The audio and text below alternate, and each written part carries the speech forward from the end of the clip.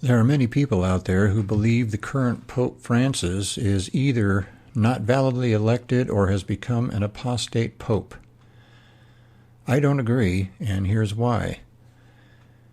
There are several prophecies that say that during the chastisement, the Pope will flee the Vatican, go into hiding, and die a cruel death.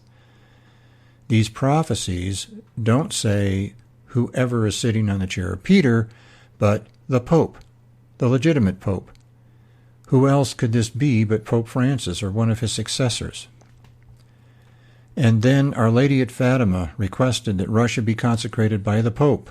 Again, not whoever is sitting on Peter's chair, but the Pope, the Holy Father, along with all the bishops of the world to her Immaculate Heart. And also in 1960, she asked that the third secret be revealed. If, like me, you believe that neither one of these events has taken place, who but the legitimate Pope residing in the Vatican could accomplish either one of these requests? And Our Lady said that Russia would be consecrated, but it would be late. So it will happen, and it could only happen through Pope Francis or one of his successors. The prophecies also say that the Church would appear to be destroyed. Some are saying this has already happened. No. The Pope will flee the Vatican, but will not abdicate his seat. He will flee with only a handful of cardinals. The majority of cardinals will have betrayed him, which is one of the reasons he will have to flee. While in hiding, he will die a cruel death. But before he dies, the cardinals that betrayed him will elect another pope, a false pope, an anti-pope. The prophecies say that the chair of Peter will be without a legitimate pope for over 2 years. We can only speculate on what this anti-pope could do. Abortion will be allowed in the case of rape, incest, or the health of the mother. Women or homosexuals can be priests, change the words of the consecration, so the Mass is no longer valid. And by the way, the Novus Ordo Mass is valid. The words of the consecration are valid.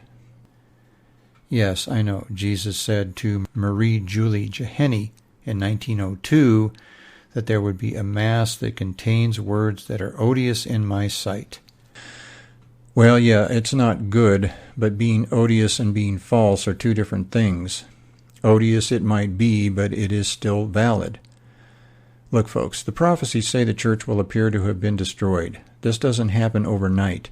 It's taken hundreds and hundreds of years. What we're seeing is the culmination of centuries of work by the devil. It's ugly, no doubt about it, but it's not yet. Pope Francis' encyclical Laudato Si is an embarrassment.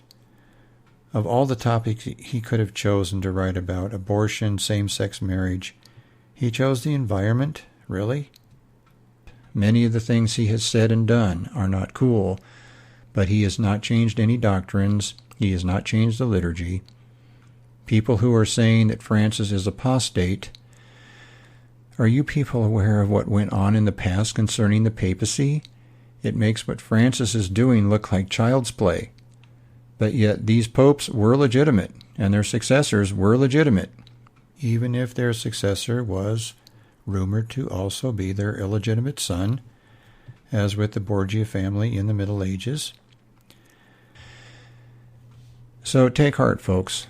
The papacy is still legitimate, at least for the time being.